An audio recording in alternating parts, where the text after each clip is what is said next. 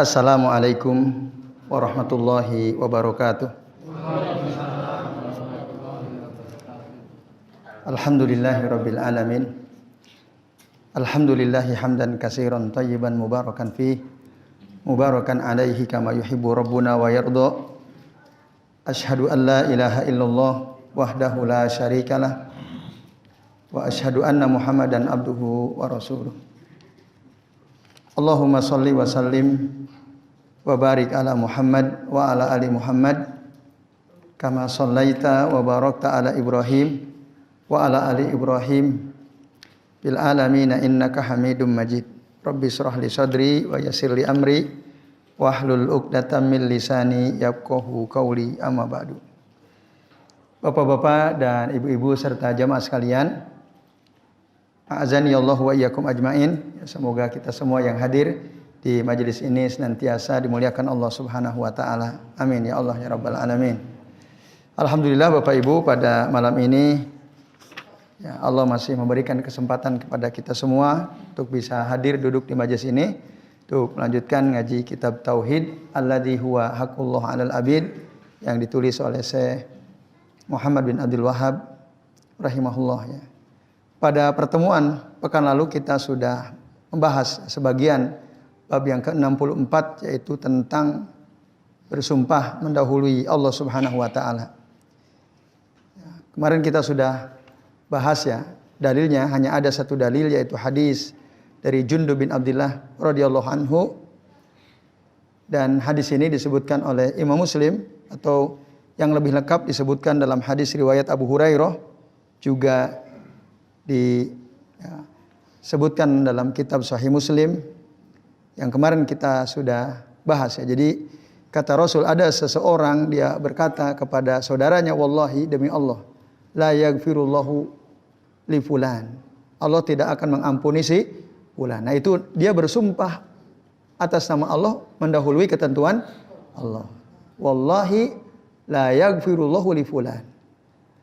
Maka ketika mereka di akhiratnya dimatikan oleh Allah Subhanahu wa taala, Allah tanya, man dzalladzi yata'alla alayya alla aghfiru li fulan. Siapa yang telah bersumpah atas namaku mendahului Allah taala bahwa aku tidak akan mengampuni si fulan. Nah, lalu Allah tegaskan, inni qad ghafartu lahu. Sungguh aku telah mengampuni dia ya, si fulan yang katanya tidak akan diampuni oleh Allah itu. Wa ahbatu amalak, dan aku akan sia-siakan amalmu. Siapa? Amalan orang yang bersumpah atas nama Allah mendahului ketentuan Allah Subhanahu wa taala. Nah, ini Bapak Ibu dan Nyonya sekalian. Nah, ada catatan penting dari kalimat wa ahbatu amalak. Kata amal itu bentuknya mufrad. Jamaknya a'mal. Amalun, amalani, a'malun. Ini yang disia-siakan oleh Allah Ta'ala itu hanya satu amalannya saja atau seluruh amalnya? Nah, ini pertanyaan ya dari sebagian orang. Karena secara nas, zohir an-nas, secara dalil ini hanya satu amalan. Amalanmu itu yang satu amalan yang akan aku sia-siakan. Nah, kata saya Muhammad bin Shalih Al-Utsaimin rahimahullah, beliau mengatakan, nah, annallaha ahbata amalahu kullahu. Jadi Allah menyia-nyiakan seluruh amal orang tersebut. Kenapa? Li'anna al-mufrad al-mudhaf ya. Karena kata mufrad kalau diidofahkan, nah, al-aslu fihi an yakuna aman. Maka hukum asalnya itu menunjukkan keumuman. Tadi amalaka. Kata amal itu mufrad, diidofahkan kepada dhamir mukhatab ka. Nah, ini menunjukkan umum. Jadi bukan hanya satu amal, tapi seluruh amal orang tersebut disia-siakan oleh Allah Subhanahu wa taala. Nah, dengan dalil penguat, nah, di dalam hadis Abu Hurairah bahwa orang ini akhirnya ya dibawa ke dalam neraka. Itu di mana Allah mengatakan idhabu bihi ilan nar. Allah menyuruh para malaikat untuk pergi membawa orang tersebut ke dalam api neraka. Idhabu bihi ilan nar. Nah, ini menunjukkan bahwa semua amal dia jadi sia-sia. Disebabkan apa?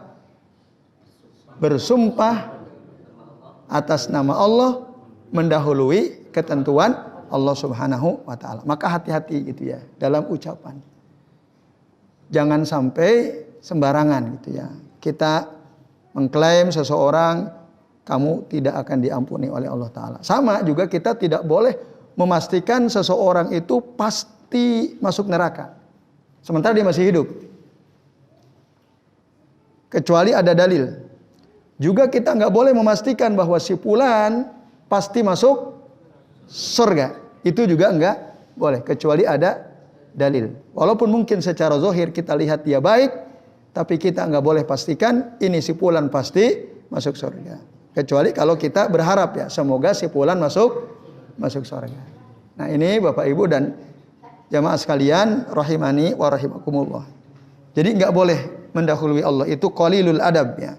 Kita nggak punya adab terhadap Allah Ta'ala, resikonya tadi ngeri. Nah, dalam kehidupan sehari-hari Bapak sekalian, ada yang mirip-mirip sebenarnya. Ucapan kita yang mendahului ketetapan Allah Ta'ala. Yaitu ucapan apa? Nah, itu bahaya juga itu. Padahal ini sudah menyebar ya di tengah-tengah masyarakat. Kalau ada orang mati pasti dibilang almarhum. Sigoh isim maf'ul ya dulu ala ya al-qat'i, menunjukkan kepastian. Jadi kalau kita bilang almarhum Fulan bin Fulan, itu artinya ya Fulan bin Fulan pasti diberi rahmat oleh Allah. Nah, itu nggak boleh juga kata para ulama. Ada kitab Al-Minzor ya yang menjelaskan tentang itu, dan beberapa kitab yang lain yang menjelaskan tentang al-akhta' asy-sya'i'ah, kesalahan-kesalahan yang menyebar bainal muslimin ya. Nah, salah satu yang menyoroti masalah itu yang kami punya kitabnya itu ada kitab Al-Minzor. Maka jangan ucapkan almarhum, tapi ucapkanlah rahimahullah. Makanya hampir tidak ada para ulama yang sudah wafat ya, seperti Al-Imam Abu Hanifah, Al-Imam Malik bin Anas, Al-Imam Asy-Syafi'i, Al-Imam Ahmad. Adakah yang mengucapkan Imam Syafi'i almarhum? Tidak ada. Rahimahullah. Para ulama dulu semua mengucapkan rahimahullah untuk yang sudah wafat. Itu artinya doa, semoga Allah merahmati beliau. Nah, jadi jangan gunakan almarhum. Lah kalau begitu dari mana asal usulnya? Yang jelas itu dari orang belakangan. Entah dari zaman kapan. Yang jelas di zaman al-a'imah al-arba'ah ya, zaman para ulama yang 4, nampaknya kalimat almarhum itu belum muncul. Baru muncul belakangan. Karena dulu ya, bahkan sampai sekarang para ulama itu ketika disebut namanya rahimahullah. Saya nggak tahu selain di Indonesia ya, misalnya di Arab Saudi atau di mana lah ya, di negeri-negeri kaum muslimin, apakah istilah almarhum masyhur juga atau tidak? Ada yang tahu? Mungkin pernah tinggal di mana begitu. Nah, yang jelas kalau di Indonesia banyak atau tidak? Banyak. Hampir semua mengucapkan almarhum.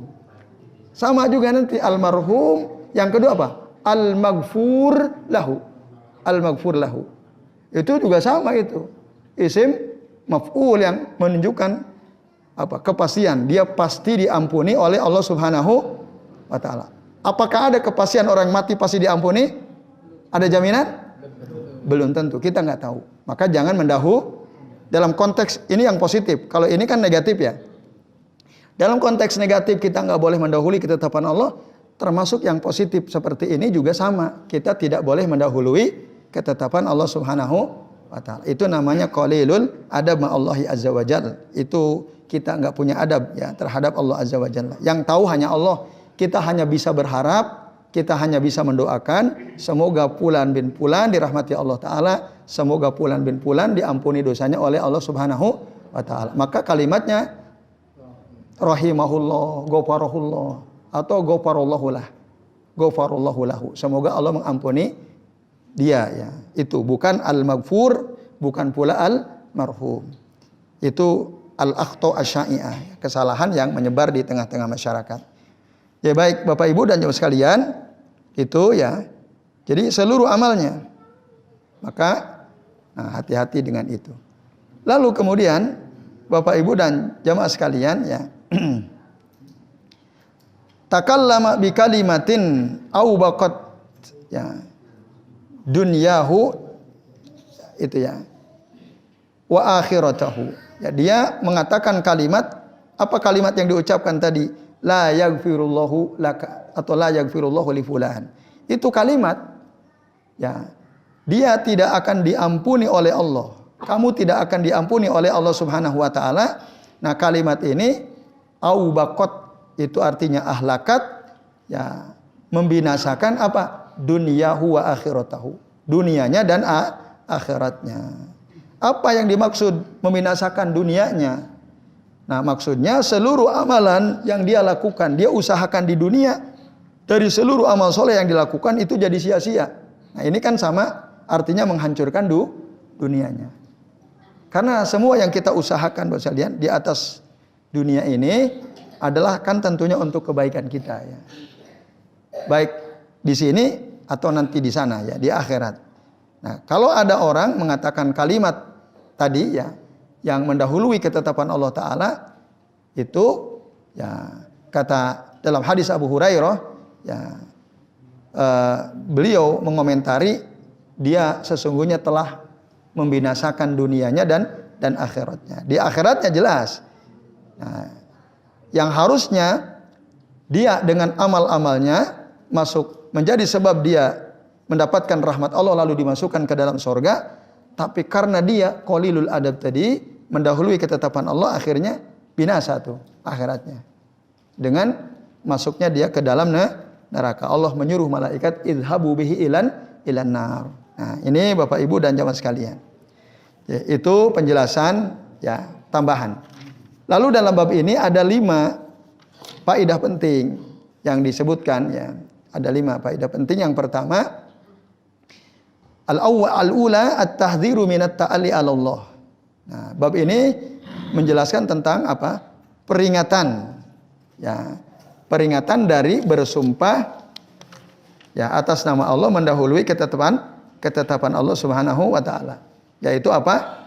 Nah, tadi orang yang mengatakan ya la yaghfirullahu li fulan atau la yaghfirullahu lak. Nah, itu. Jangan sampai kita ngomong begitu mendahului ketetapan Allah. Termasuk si fulan pasti dirahmati Allah. Si fulan pasti diampuni Allah. Si fulan pasti syahid. Kadang-kadang kita terjebak juga tuh. Dia mati ada yang tahu benar mati syahid. Ya, harusnya gimana? Semoga kaum muslimin di Palestina mati syahid. Itu harusnya ucapan kita. Jangan memastikan mereka semua pasti mati syahid. Gak boleh Bapak Ibu. Itu adab kita terhadap Allah. Allah yang tahu.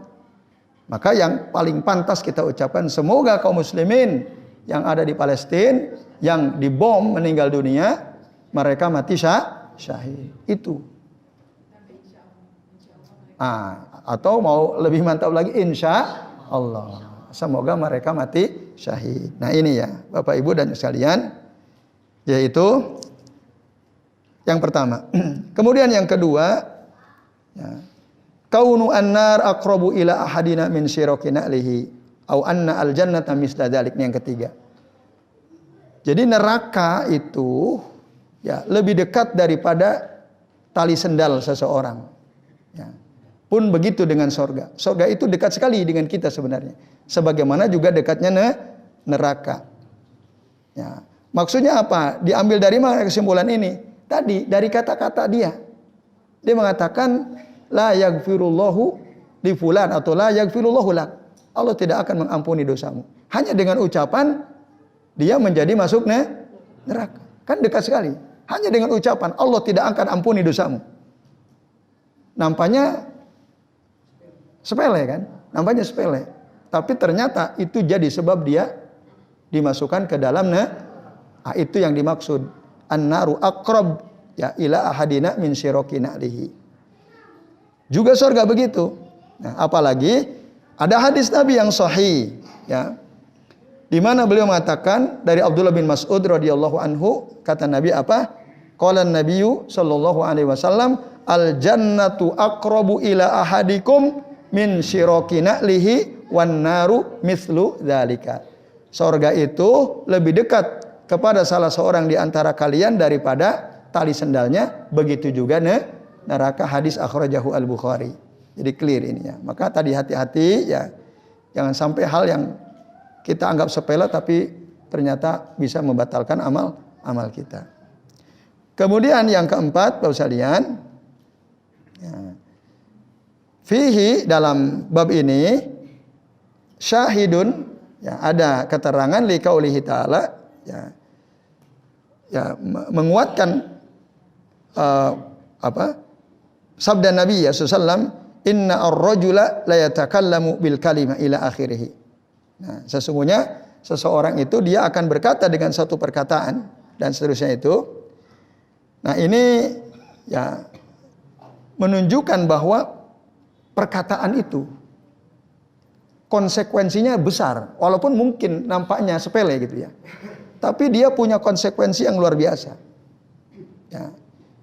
Misalnya disebutkan dalam hadis sahih, ya, bahwasanya hadis rawahu al-Bukhari ya, Nabi pernah mengatakan, innar rajula la yatakallamu bil kalimah ma yara an tablugha haitsu balagot yahwi biha finnari sab'ina kharifan. Sesungguhnya ada orang, dia mengucapkan satu kata, dia tidak menyangka bahwa ucapan yang dia ucapkan itu bisa menjatuhkan dia ke dalam neraka yang dalamnya sedalam perjalanan 70 tahun. Ada ucapan satu kata, dia nggak nyangka gitu. Ternyata ucapan itu bisa menjatuhkan dia ke dalam neraka yang kedalamannya 70 tahun. Sab'ina kharifan. Nah, maka hati-hati tadi. Ya, orang ini contohnya tadi, orang yang kita bahas dalam hadis ini. Kan dicemplungin ke neraka. Nah, ini kan ngeri Bapak sekalian. Padahal cuman ucapan apa tadi? Allah tidak akan mengampuni dosa. Sepele nampaknya. Tapi jadi sebab dia dimasukkan ke dalam neraka. Au ab'ad mimma baina al-masyriqi wal maghrib. Atau jaraknya kedalaman neraka itu lebih jauh daripada jarak antara timur dan barat. Nah, itu dalam hadis yang lain riwayat Imam Bukhari dan Muslim. Nah, Bapak Ibu dan jamaah sekalian, a'azani Allah wa iyyakum ajmain. Oleh karenanya, ya, Nabi mengingatkan kita supaya kita itu menjaga mulut. Bahkan kalau ada orang mampu menjaga lisannya, Nabi menjamin dia akan masuk surga kalau kita mampu menjaga lisan kita. Berdasarkan hadis riwayat Imam Al-Bukhari, ya kata Nabi, kuffa alaika hadza. Ya, kendalikan olehmu ini kata Rasul. Ya, yakni lisanahu. Lisan ini dikendalikan kata Rasulullah. Kepada siapa? Mu'ad. Waktu itu beliau menasihati Mu'ad bin Jabal. Nah, lalu beliau katakan, yadmanu lima baina lihyaihi wa ma baina rijlaihi admanu lahu al-jannah. Jadi barang siapa yang menjamin untukku, dia bisa menjaga apa yang ada di antara dua, nah, lihyaihi itu maksudnya antara kumis dengan jenggotnya, maksudnya antara dua bibirnya itu lisan. Nah, wa ma baina rijlaihi, dan apa yang ada di antara kedua kakinya maksudnya kemaluan. Kalau dia jamin bisa menjaganya, maka admanu lahu al-jannah. Aku akan jamin baginya dia dapat surga. Nah, ini hadis Bukhari. Nah, dalam hadis ini salah satu kesimpulan pentingnya adalah penting kita mengendalikan lisan, Bapak sekalian. Nah, lalu kemudian Mu'ad waktu itu bertanya, "Ya Rasulullah," kata Mu'ad, "wa inna la mu'akhadzuna bima natakallamu bih?" Apakah kita akan diazab disebabkan karena ucapan yang kita omongkan? Bima natakallamu bihi. Apa kata Nabi? Sakulat ka ummuka ya Mu'ad. Maksudnya celakalah engkau wahai Mu'ad. Ya. Wa hal yakubbun nas finnari ala wujuhihim. Bukankah manusia itu ya dilemparkan ke dalam neraka ya ala wujuhihim au qala ala manakhirihim, yang Ya, dijatuhkan ke neraka, kepalanya duluan.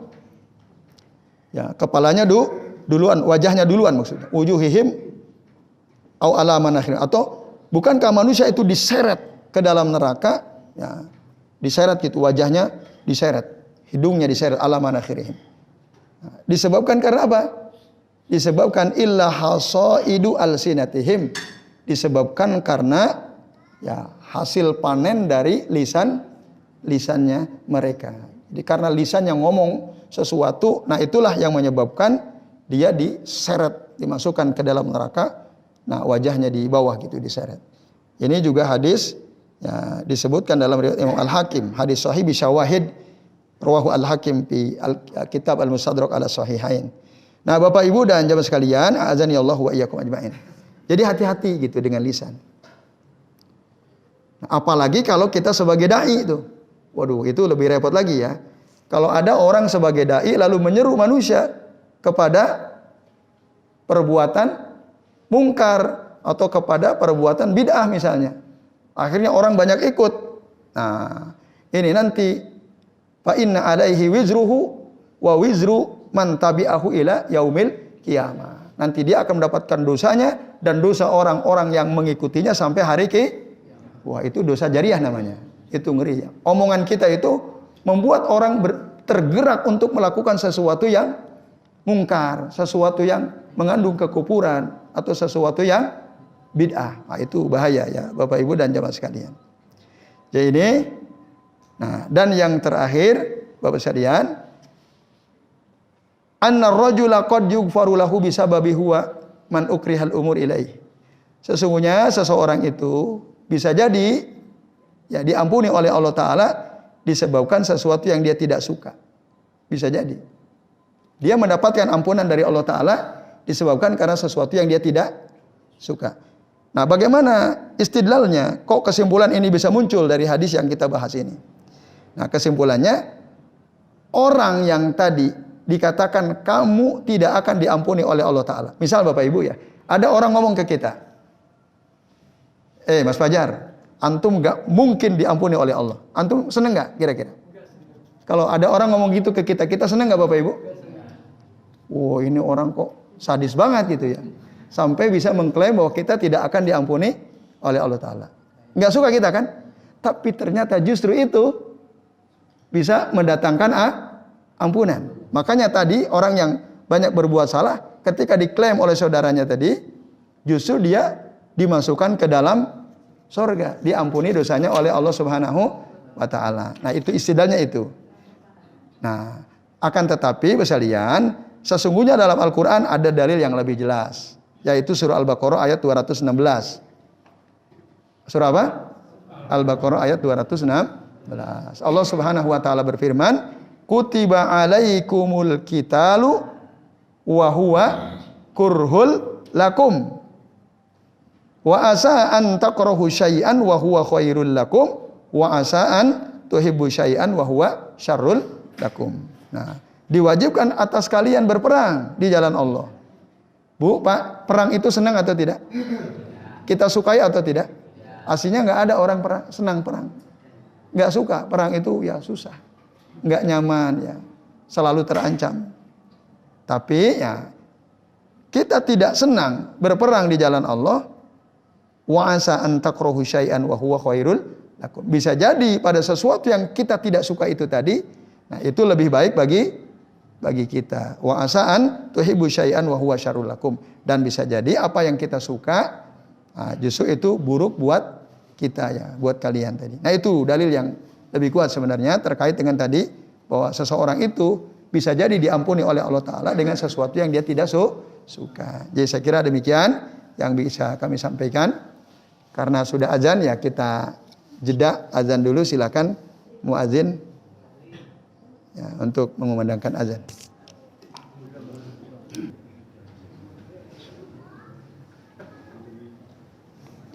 Alhamdulillah Bapak Ibu dan jamaah sekalian ya, kita sudah tiba di waktu Isya. Sambil menunggu waktu iqamah Bapak Ibu dan jamaah sekalian, alhamdulillah kita sudah tuntas ya membahas bab yang ke-64. Insyaallah nanti kita akan pekan depan ya memasuki bab yang ke-65. Baik, sebelum diakhiri, apakah ada di antara Bapak Ibu yang bertanya? 1, 2, monggo Pak. 3. Waalaikumsalam warahmatullahi wabarakatuh.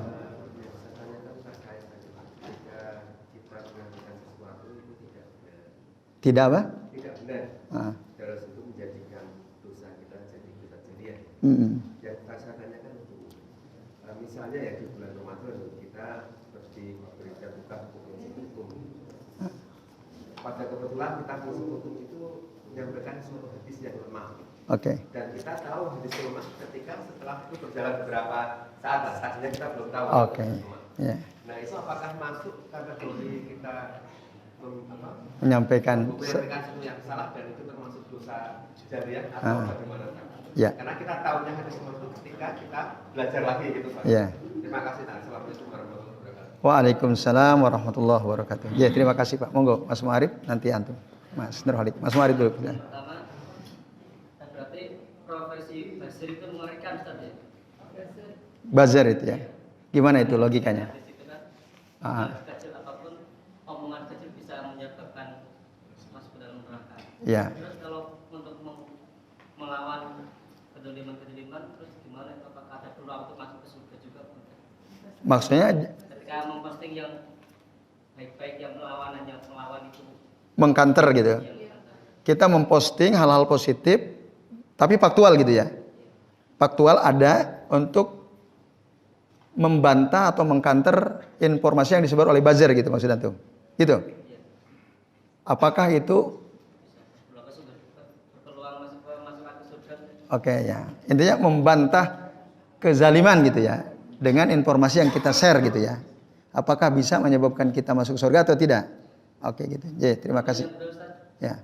Oh, ini real soalnya. Tetangga saya itu seorang anak SD yang katanya bisa membaca masa lalu. Bisa membaca apa? Masa lalu. Oh, masa lalu. Katanya kalau misalkan masjid ini dia bisa membaca bahwa di masjid ini dulu ada bangunan apa gitu. Apakah sebagai kehati-hatian ketika kita mempercayai apakah itu termasuk kesyirikan gitu? Iya. Iya.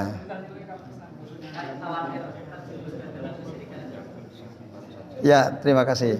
Cukup itu saja. Ya, monggo Mas Nurhalik. Ada. Mayaro tadi itu dia enggak ilmu atau tadi belum sampai ilmunya atau mungkin karena emosi akhirnya nggak nyangka gitu atau seperti apa tadi? Ya. Karena di sini nggak ada jalannya. Ya, Mayaro tadi ya.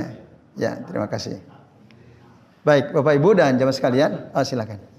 Cerita saja. Kalau yang namanya bersumpah tadi, apakah kalau tidak memakai bolohi atau tolohi itu apakah ya tetap dihitung sumpah? Misal kita memvonis si fulan itu Ya. tidak ada bolohi, kan bersumpah loh. Iya. Jadi dia mengucapkan kamu tidak akan diampuni oleh Allah, tapi tanpa didahului oleh sumpah. Ya, itu bagaimana? Apakah sama atau tidak? Ya. Baik. Terima kasih Bapak-bapak dan hadirin sekalian ya atas ada beberapa pertanyaan. Pertama, Pak Sinten Pak Asmani ini? Pak Beni ya.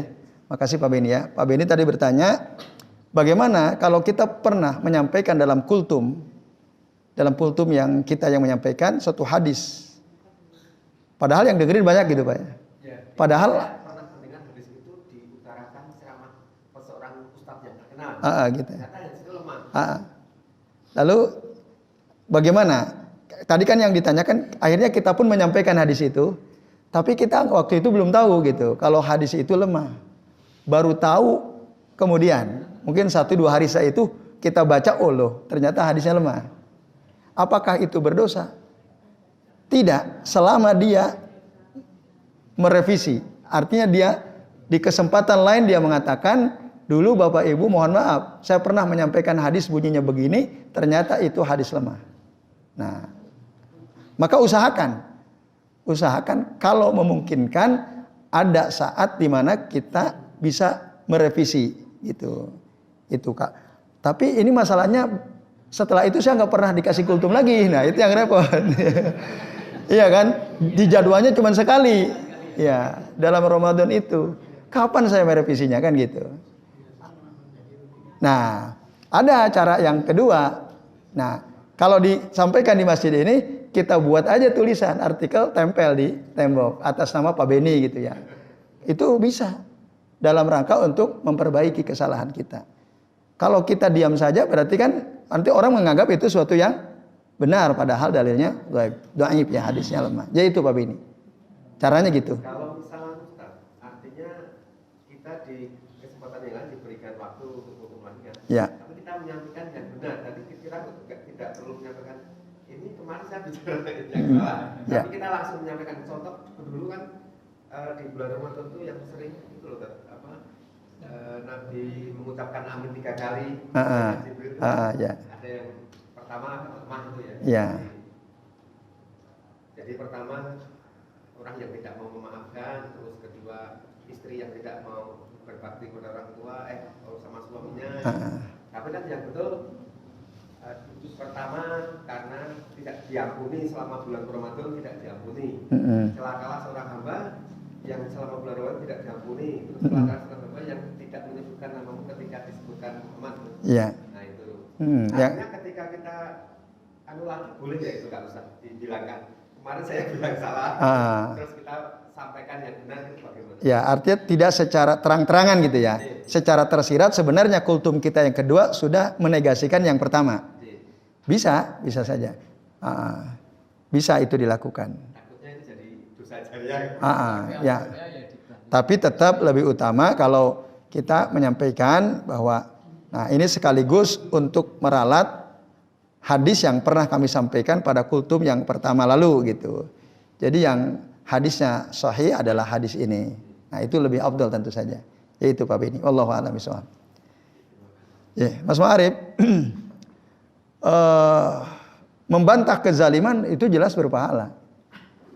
Ya, membantah kezaliman, membantah kemungkaran, ya dengan fakta gitu ya, membantah buzzer gitu yang memfitnah sana sini, menyebarkan hoax, lalu kita bantah dengan fakta-fakta yang betul ya, tidak ada kebohongan untuk meluruskan perspektif orang-orang gitu ya. Tentu itu suatu kebaikan, ya suatu kebaikan.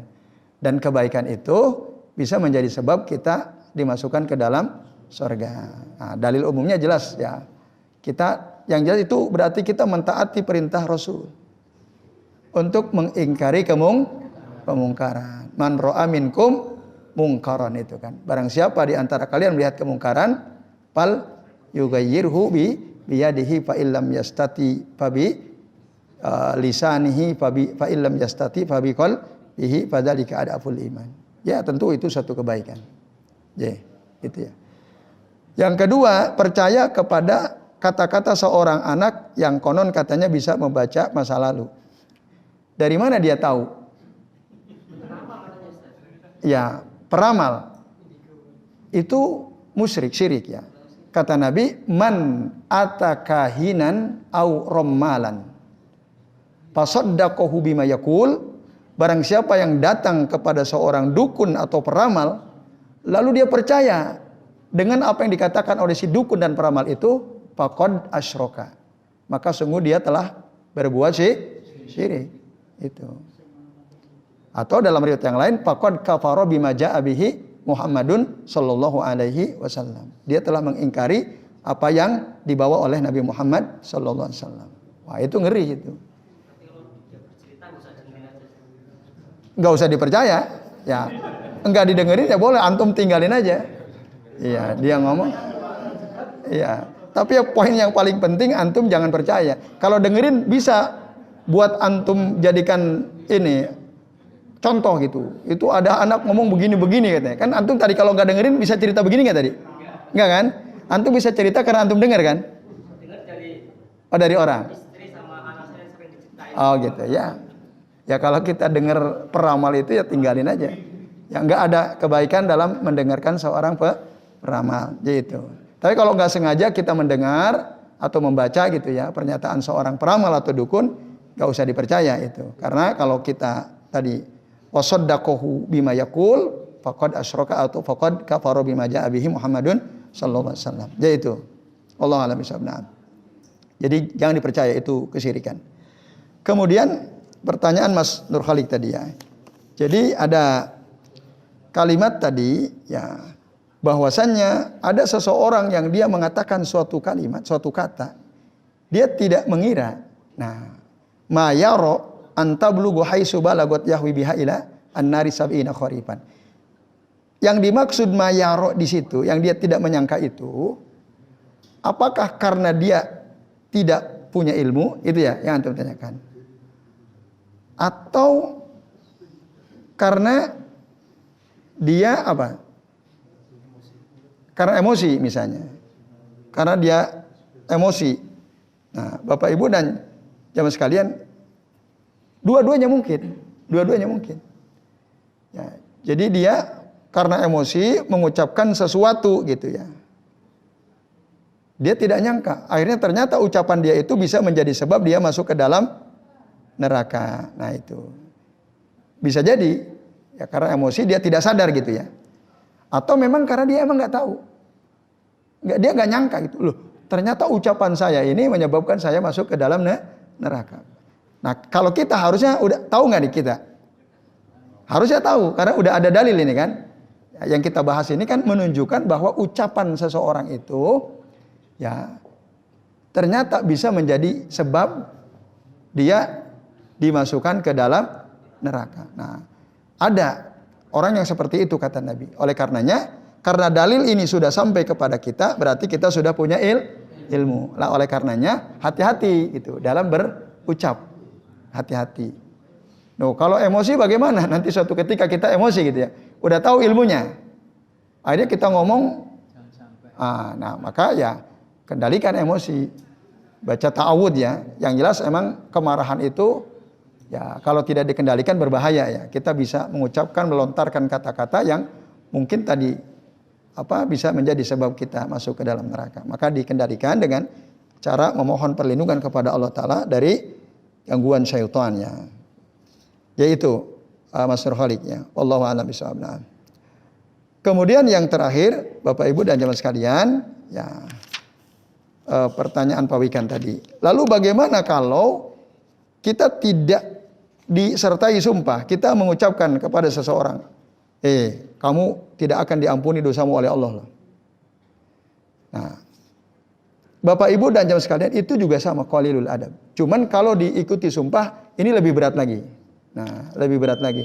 Kalau tanpa sumpah, tetap itu pun berbahaya. Sama seperti orang mengucapkan almarhum kan tanpa sumpah. Ya kan? Al-maghfurlah tanpa sumpah.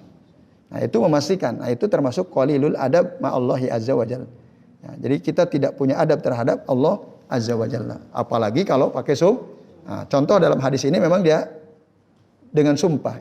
Wallahi la yaghfirullahu laka atau li fulan. Yaitu wallahu alam. Intinya dua-duanya jelek. Dua-duanya buruk ya, mendahului ketetapan Allah Subhanahu wa taala. Jadi Bapak Ibu dan jemaah sekalian, ini yang bisa kita bahas. Terima kasih atas perhatiannya. Mohon maaf ya apabila yang kami sampaikan ada kesalahan atau kekeliruan.